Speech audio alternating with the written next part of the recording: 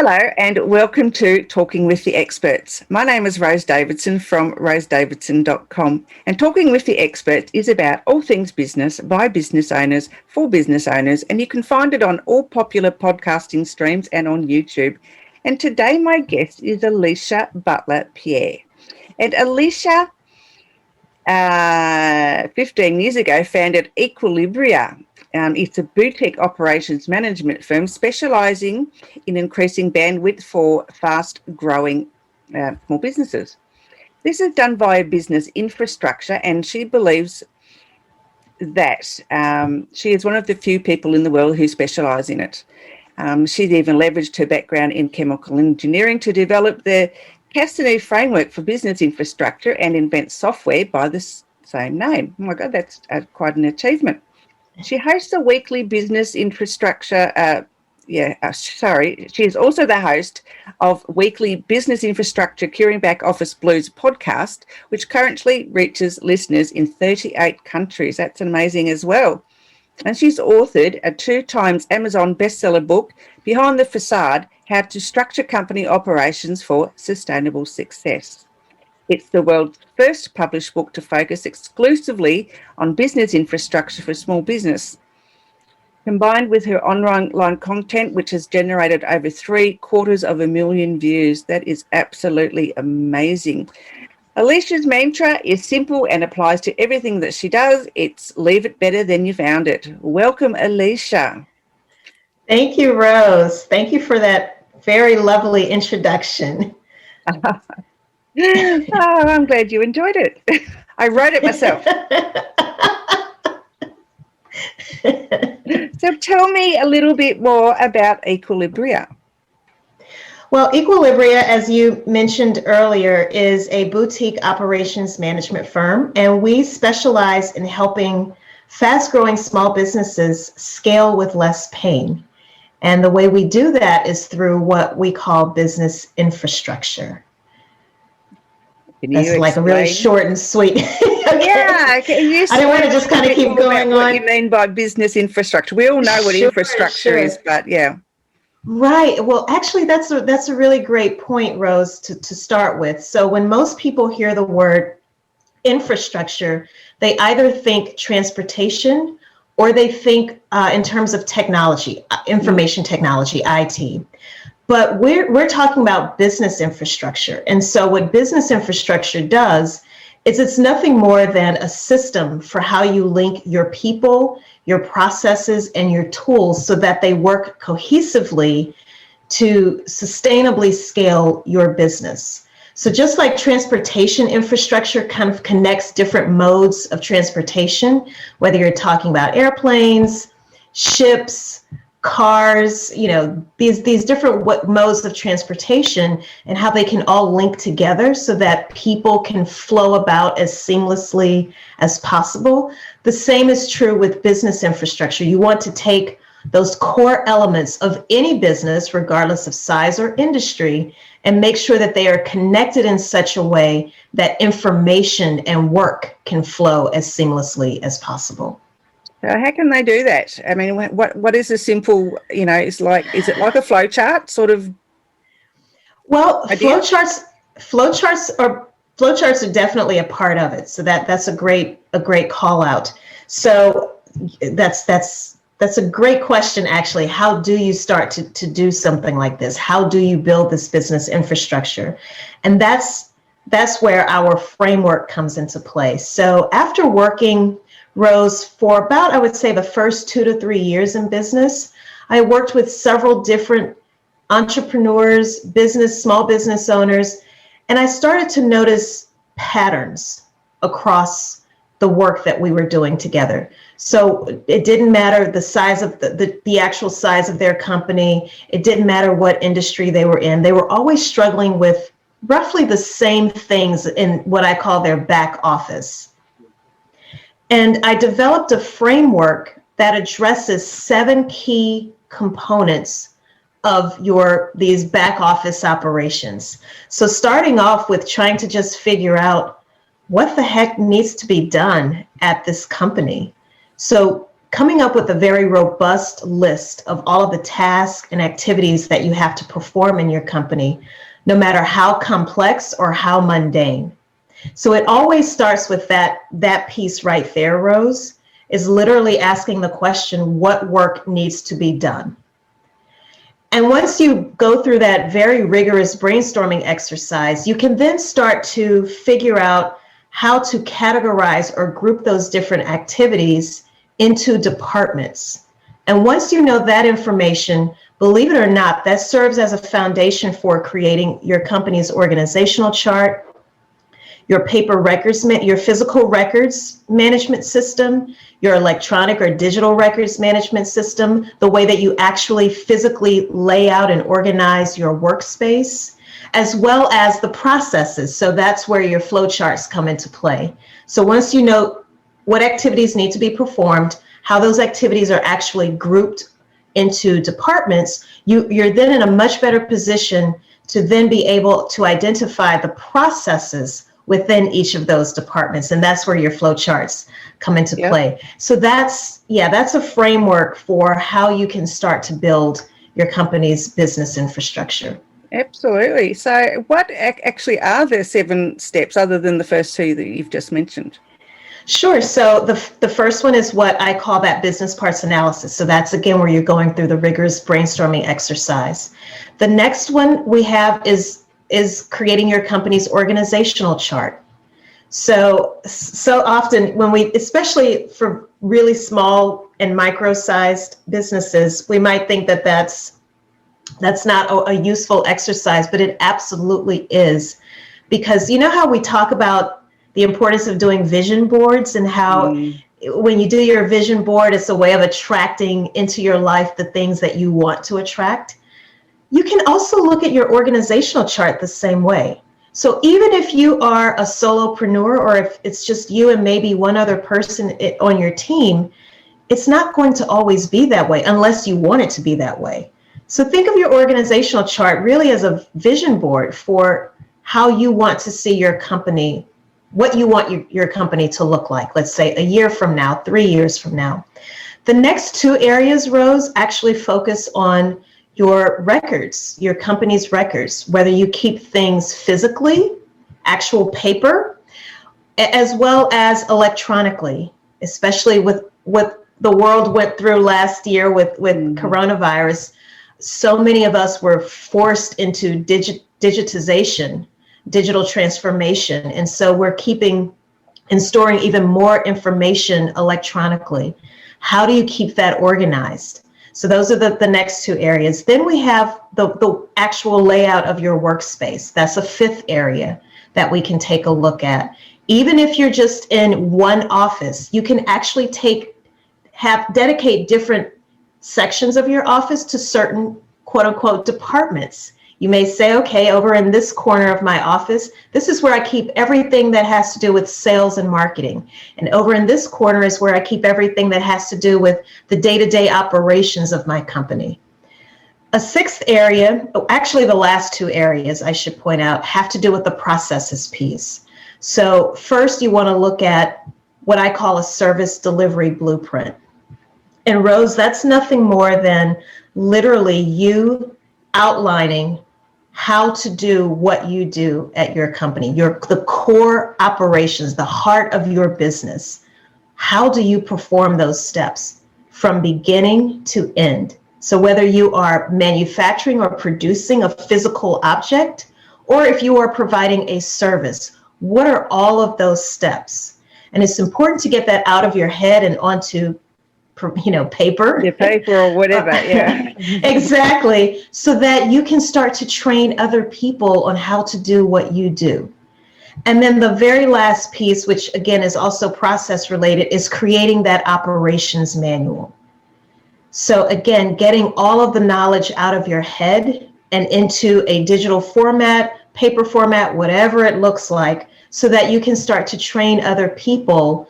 As you build your company and it continues to grow, you have to hire more people, you have to expand your team, and you will now have the tools that you need to actually onboard them and train them properly.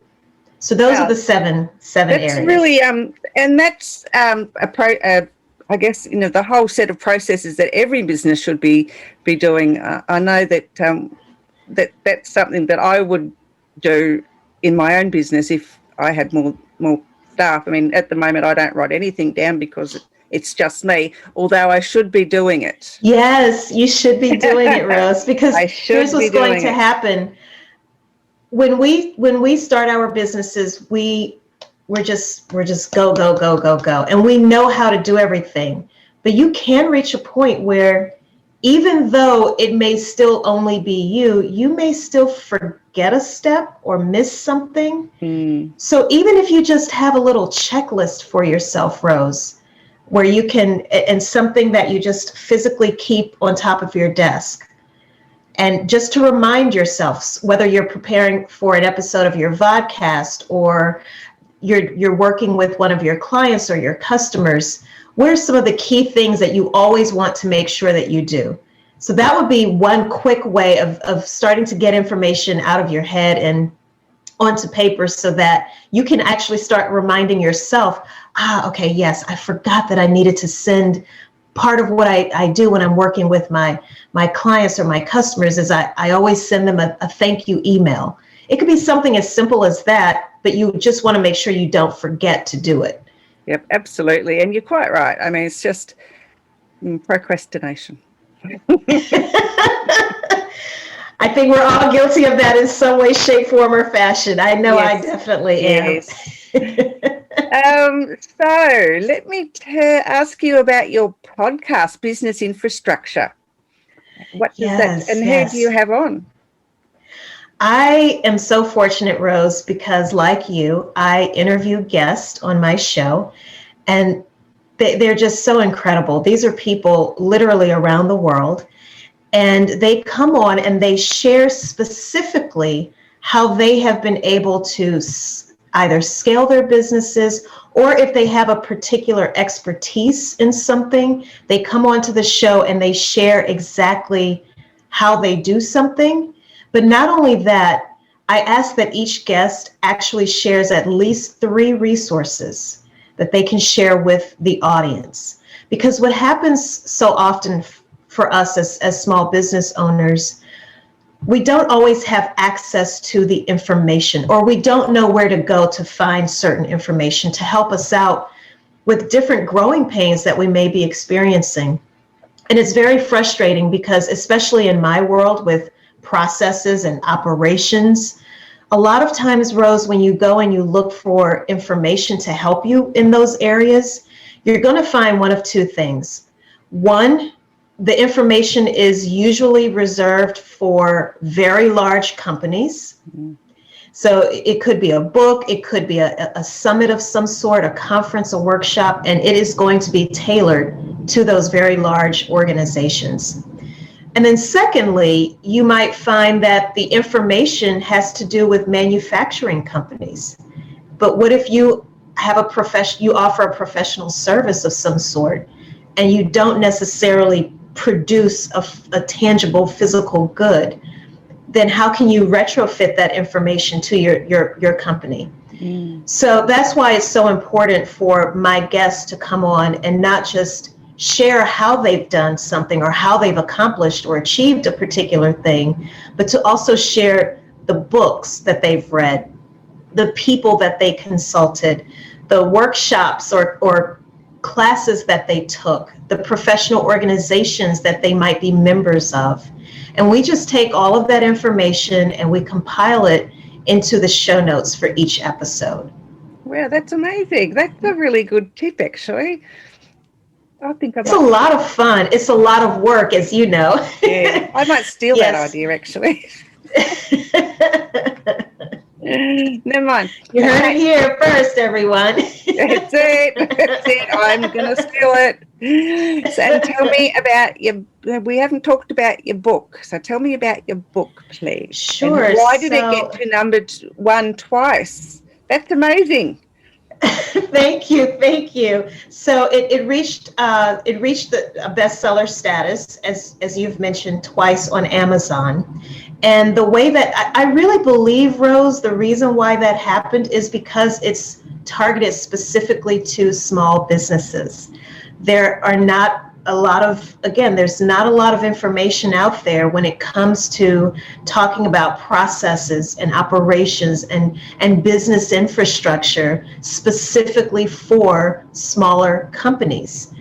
The books that do talk about these things, again, are usually geared toward the much larger organizations or for manufacturing companies. So I really believe that's why it went to number one. It hit bestseller status the first time. The second time it was interesting because it was about a year later, a year after the book had been out, and I did a promotion during I'm here in the US and we celebrate Small Business Month in the month of May. Mm-hmm. And I did a promotion, and by that point, Rose, I had placed a lot of effort in boosting up my social media presence. So I had way more followers and connections across some of the major social media platforms in comparison to when I first launched the book. So I think that's why it hit bestseller status the second time around, because for so many people that I was now connected to, it was their first time really hearing me talk about the book and promote the book actively. Yeah. Well done. That's really good. Now tell me, you are a Lean 60 consultant. Yes. Yeah, tell me a bit more about that. So some people think that has to do with karate. No. I've had people ask me that, so you're a black belt? Oh, Alicia, that's interesting. Tell me more. And I'm like, no. This isn't karate or taekwondo or anything like that. So Lean Six Sigma are actually two different schools of thought or two different frameworks that were blended together. So we have Lean, and then there's Six Sigma. Lean comes from Toyota, and Toyota basically developed this system that the whole point and purpose of it is to eliminate waste in your company. There could be wasted time, wasted motion, wasted money, wasted productivity. So it's a methodology for really analyzing how you are operating and figuring out where are the value-added activities versus the non-value-added activities. And the whole point of it, Rose, is to eliminate as many of those non-value-added activities as possible. So it's a lot of flow charting and a lot of observations and really monitoring how you do what you do so that you can make it even better. On the Six Sigma side, that's more on the engineering. So that's where I really tap into my engineering skill set. And that came out of the Motorola company back in the 1970s. And that is basically a framework, is very rigorous. A lot of statistical analysis that's involved, but it's basically trying to figure out how can we eliminate defects or errors. So of course, because it comes out of manufacturing, it was all about the initial focus, especially again, if you're talking about a manufacturing company, is to make sure that whenever you are producing that physical good, that it always meets the specifications it's supposed to have every single time. But you and I both know that can be very difficult to achieve. When you produce a batch of something, let's say you have a batch of 100 widgets, there might be 10 of them that are defective in some way, shape, form, or fashion. Your job as that Six Sigma consultant is to figure out what do I need to do in the process of making those widgets to make it to where 99.99% of the time, there will never be any defective product. Now, on the service side, I like to tell people, don't think of your service as being defective, but think of it maybe in terms of errors. So going back to what we were talking about with checklists, if you are providing a service to your client, how accurate are your results? How accurate is the information that you are providing, that you are producing? And there are different measures that you can use to actually track and monitor your progress. And a lot of times it can start with just having a conversation with your client. What is it that you are actually looking for? and then monitoring and measuring whether in fact you were able to actually achieve that. And if you keep missing the mark, then you have to figure out, okay, what is it that I am doing incorrectly, or what is it that I could be improving so that I give the client not only what they want, but even more every single time I work with someone. So that's a kind of hopefully it's a layman's explanation. Exactly. Yes. Thank you. A layman's explanation for what Lean Six Sigma is really all about. Very good. Yeah. All right. Any special wise words that you have for small businesses to make themselves a bit more lean and, more productive? Wow. Oh, gosh. There are so many things. So I will say this, Rose, and thank you for asking that question. Because of what we've all been experiencing lately with COVID, the coronavirus, we've all been forced to beef up our technology. And it's not always fun. It's not always pleasant. I want to share this piece of advice because it was very difficult for me last year, because I realized that almost every technology that I was using at the time required some type of an upgrade, because I was using it even more now. And it, they're like, okay, Alicia, enough with the free account. You need to upgrade your account now. But here's what I found, Rose, and it'd be interesting to know if you've also encountered this. Technology is great when it works. But when it doesn't work, it can make your life very unpleasant. Yes, exactly. And the other thing, so one very important piece of advice is to find someone that you can rely on who's very good at troubleshooting things. And you can pick up the phone, you can contact this person whenever you run into an issue, because you will run into issues, and you may not always have the time to potentially get on the phone with customer support for 2 to 3 hours. You have other things you need to be doing. That's one thing. The second thing is making sure that all of these different technologies that you are investing in, that they actually can integrate with each other. That's another really frustrating thing. So you might have a technology that for your CRM, for example, where you manage all of your contact information. You might also have a system for, we're using Zoom to record this call. Zoom is great because Zoom plays nice with so many other applications. That's why I really believe they just took off, especially in 2020. Because they integrate so seamlessly with so many other applications. But you might be using certain technologies right now that simply don't integrate with other tools that you're using. And so instead of it making your life easier, it's actually making it even more complicated, because you might find yourself having to enter information multiple times across multiple technologies.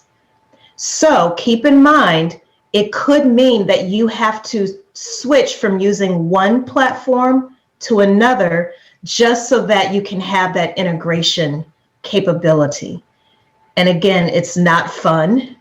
It's not always pleasant, and something will break. And you just want to make sure that you have people around you that you can call on who can help you troubleshoot things when you do run into trouble. Yeah, I 100% agree with that. I've had to upgrade a lot of my technology since last year. I was on a lot of free accounts, and I just found it, I couldn't get the satisfaction, or I couldn't get them to do what I needed them to do. So, I'd go onto the lowest paid account that there was, but, it's there. So that I could get the stuff done, otherwise this podcast wouldn't be going out, and there'd be all sorts of other issues, so, just, spend that few dollars, because it's only a small investment in the long run, and it will come back to you anyway. So that's true. That's very true. Yeah. All right, Alicia, thank you so much for your time today. Oh, thank you, Rose. And where can they find, obviously your book's on Amazon. That's a bit of a silly question, Rose. Come on. That's actually a great question, because someone just asked me this a few days ago. Where can I find your book? And I said, well, it is on Amazon. And this person didn't realize that it could be found anywhere books are sold online. So that's what I tell people. So there are people who don't like using Amazon, and I understand it. But I did tell them also that if you want the best price, you probably need to go to Amazon. But because different booksellers, they can set whatever price they want. But usually Amazon, you might find, would be the best bet in terms of price. But the best place to go to contact me is my website, and it's aliciabutlerpierre.com. And when you go there, that you can actually see everything about the book, the podcast, the consulting things that I do, and you'll also find how we can connect via social media as well. So it almost serves as a hub for any type of way that you might want to connect with me. So that's usually where I send people. Because that was on, I should have had a tick list, you see, because I forgot to ask that. Well, I definitely have a checklist, Rose, for my podcast, because if I didn't, I would, how sometimes you can just be on autopilot and you just, absolutely, I don't know, you just, yes. And I'm always amazed at how I might forget to grab a glass of water, because you're talking a lot, and there have been times where I get parched and I'm thinking, I forgot to get a glass of water. So having that little checklist, and I just keep it on a small index card, and it's very helpful. All right. I'll remember that for future. All right, Alicia, thank you so much. I know it's your, you don't mind getting out of bed at this time of the morning, but yeah, it's almost my bedtime, so. It was definitely worth it. So thank you so much, It was such a pleasure talking to you. And I will, I've got a little list where I keep the people I want to invite on again. So I'll put you on that list, and I'll have you on later in the year if that's okay. Thank you. Absolutely. Thank you so much. All right. Thank you so much, Alicia. Thanks, Rose.